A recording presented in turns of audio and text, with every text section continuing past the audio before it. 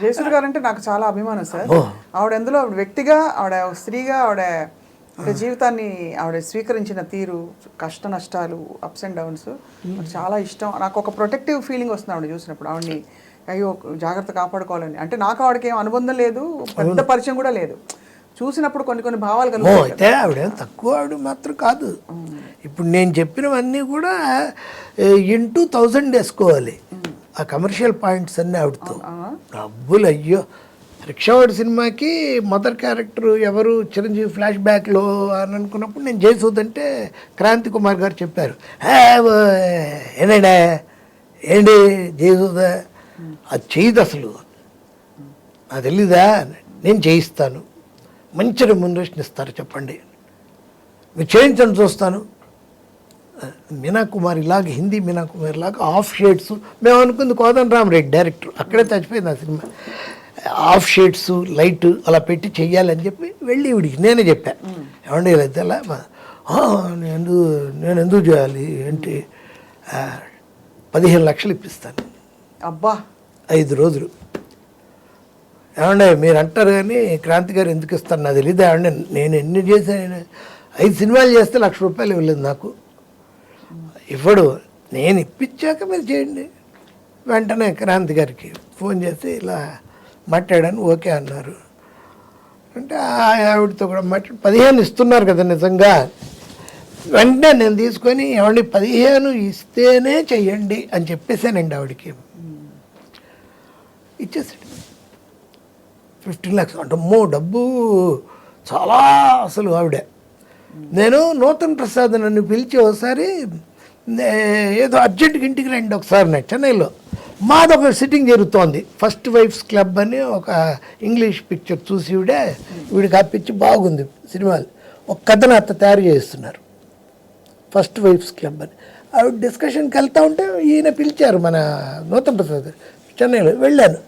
నేను ఇలా నూతన భారతీయం పెడుతున్నాను, అతనికి అప్పటికి కాళ్ళు దెబ్బతిన్నాయి, పెడుతున్నాను, డొనేషన్ ఫస్ట్ నిన్నే అడగాలని, ఇదిగో పుస్తకం అని నీ పేరు రాశాను, ఏదన్నా ఇవ్వు తమ్ముడో అన్నాడు. నేను ఒక 10,000 ఇస్తానండి, థ్యాంక్స్ అమ్మా అన్నాడు.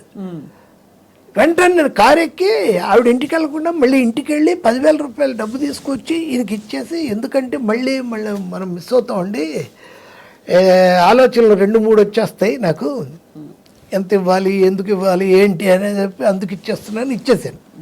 ఇచ్చి జయసూద్ గారి దగ్గరికి వెళ్ళి సారీ అండి ½ an hour లేట్ అయిందండి. ఎక్కడికి వెళ్ళారు మధ్యలో, ఇలా నూతన్ ప్రసాద్ గారు ఇలా పెట్టారు 10,000, ఏమండి మీకు ఏమన్నా అసలు కామన్ సెన్స్ ఉందా ఆవిడ అడిగింది, బాగా క్లోజ్, ఏమన్నా కామన్ సెన్స్ ఉందా, నూతన్ ప్రసాద్ అని అడుక్కుతున్నాడా, మన డైరెక్టర్ శంకర్కి ఆ ఇల్లు 3.5 కోట్లకు అమ్మాడు మొన్ననే 10 రోజుల క్రితం, సరైన వాళ్ళకి ఇవ్వాలి కానీ అలాంటి వాళ్ళకి అండి ఇచ్చేది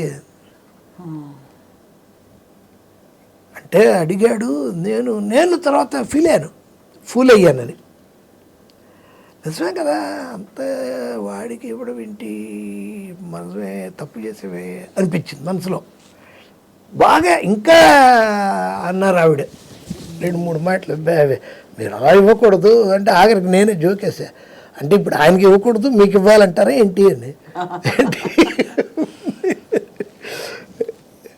వాళ్ళు బాగా చూసుకునేవాళ్ళు అన్నప్పుడు, భార్యాభర్త ఇద్దరు కూడా వాళ్ళ ఇంట్లో ఆ ఈవినింగ్స్ సవేరా పూల్ సైడ్ కూర్చోవడం, రాత్రి 9ంటికి వెళ్తే అప్పుడు వాళ్ళకి అప్పుడేగా తెల్లారేది, అప్పుడే వాళ్ళు నిద్రపోయి లేచి స్నానం చేసి వస్తారు రాత్రి 9ంటికి. బాంబే స్టైల్ లైఫ్ కదా, మనమేమో వాళ్ళకి చేసి వీళ్ళకి చేసి ఎప్పుడు హోటల్కి వెళ్ళి స్నానం చేసి డ్రెస్ మార్చుకొని అప్పుడు మనం అదే ఆ నాటికి ఏది అదేంటండి రామోజీరావు గారు 1996లో పెట్టారు కదా ఛానల్ ఈటీవీ, దానికి ఫస్ట్ సీరియల్ మాదే, శాంతినికేతన్, గుర్తుంది, డైరెక్టర్ పేరు జయసుధ. అసలు ఆవిడ ఏం చేయలే, డైలాగ్స్ నేను 12 ఎపిసోడ్లు ఏమో ఫస్ట్ టైం రాశాను. జయసుధ గారు అడగబట్టి డబ్బులు ఎంత ఇస్తారని అడిగా, అబ్బాయి టీవీకి డబ్బులు ఏంటండి, భయ ఉందండి, మీరు మీరు ఏదన్నా మీకు తెలిసిన వాళ్ళు ఎవరికైనా లవ్ లెటర్ రాసి పెట్టమన్నా దానికి కూడా డబ్బులు అడిగే టైపు నేను. Super sir. డబ్బులు లేకుండా ఎలాగో అంటే నాకు ఏడుస్తూ 25,000 ఇచ్చారు. ఇది వెజిటేబుల్స్ కనుక్కోండి, నేను మా ఇంట్లో ఎంత కాస్ట్లీ వెజిటేబుల్స్ మేము కొనమండి, నేను ప్యూర్ వెజిటేరియను. మరీ అన్యాయంగా ఏంటి 25,000 మీకే డబ్బులు ఇవ్వట్లేదు వాళ్ళు ఈటీ వాళ్ళు అని. ఏదో వదిలేండి అని. సరే ఆవిడ పేరు జయసుధ, డైరెక్షన్. ఈ అమ్మాయి మన రోహిణి హీరోయిన్. దాంట్లో కొత్తగా ఎంటర్ అయిన వాడు ప్రకాష్ రాజు. రోజు మా ఇంటికి వచ్చేవాడు టక్ చేసుకొని, దాంట్లో వేషం ఇచ్చామని. ఇవాళ ఎలా సార్ ప్రకాష్ రాజ్ గారు అంటే టాప్? బిగినింగ్ అది అతనిది. ప్రకాష్ రాజు కాదు అతని పేరు, ప్రకాష్ రే. వస్తూ ఉండేవాడు. వచ్చి జరిగింది వైజాగ్లో షెడ్యూల్, ఊటీలో షెడ్యూల్ చేసాం. సడన్గా వచ్చి, సార్ నాకు బాలచంద్ర సినిమాలో ఛాన్స్ வந்தாச்சு சார், இது கிடைக்கல, நான் ரொம்ப கஷ்டமாயிடும், நீங்களே எப்படியாவது சொல்லி நான் சொல்ல முடியாது அந்த நிதின் கபூர் கிட்ட. அவர் கேட்கவே மாட்டார் సార్, நீங்கள் எப்படியாவது சொல்லுங்க అంటే నా పండ్రా అని చెప్పి ఆ రోజు సిట్టింగ్కి వెళ్ళినప్పుడు రోజు రాత్రులు మాది 9 నుంచి 12 దాకా వెళ్ళినప్పుడు ట్విస్ట్ అని అడిగారు కదా మీరు, ఒక ట్విస్ట్ పెడుతున్నాను ఏంటి అని అంటే, కొడుకు 20 ఏళ్ళు తర్వాత అయిపోయాక ఏదో వస్తాడు. వచ్చినప్పుడు డాడీ ఏమయ్యాడు అని అడుగుతాడు తల్లిని. మీ డాడీని గంగలో కలపాలరా అని మీరు కొండిస్తారు, దానిపైన గుడ్డ కట్టి ఉంటుంది, ఆయన చితాభస్మం లోపల ఉంటుంది, టిల్టప్ చేస్తే గోడ మీద ప్రకాష్ రాజ్ ఫోటో ఉంటుంది. అప్పుడు ఈ క్యారెక్టర్ని మనం ఇంకో టర్న్ మదర్ ఇండియా ఎలా తీసుకోవచ్చు. ఎక్స్ట్రాడనరీ అని. అయితే ఇప్పుడైతే మనకి ప్రకాష్ రాజ్ రేపు చేస్తే ఇంక అక్కర్లేదు అయితే అంటే, అప్పుడు కానీ బాగా అడిగేసి ఉన్నాడు వాడు, నన్ను అడిగానని తెలీదు. కట్ మనోడు వెళ్ళిపోయాడు డ్యూయట్ అనే సినిమాకి వైజాగ్. చాలా ఆనందపడ్డాడు. మెయిన్ ఇండస్ట్రీ కరెక్ట్గా ఇవాల్వ్ అవుతున్న గొప్ప ఎరాలో మీరు ఉండడం కూడా అన్ని అంటే అందరు టాప్ ఎవరైతే మూల స్తంభాలు ఉన్నారు ఇండస్ట్రీకి, మరీ ఆ తరము కాదు, మరీ ఇప్పుడు తరము కాదు, మధ్యలో ఈ పిల్లర్స్ ఎవరైతే ఉన్నారో వాళ్ళందరితో కలిసి పనిచేసిన ఘనత సార్ మీది. నిజంగా నేను అన్నట్టు ఒక మంచి సిరీస్ మనం దీని మీద డివైస్ చేసి చేయాలి మీ అనుమతితో, అన్ని రకాల అనుమతులతో. నాకు బాగా అన్ని రకాలు కాదు, అదేంటి అలా నేను చెప్పగలను.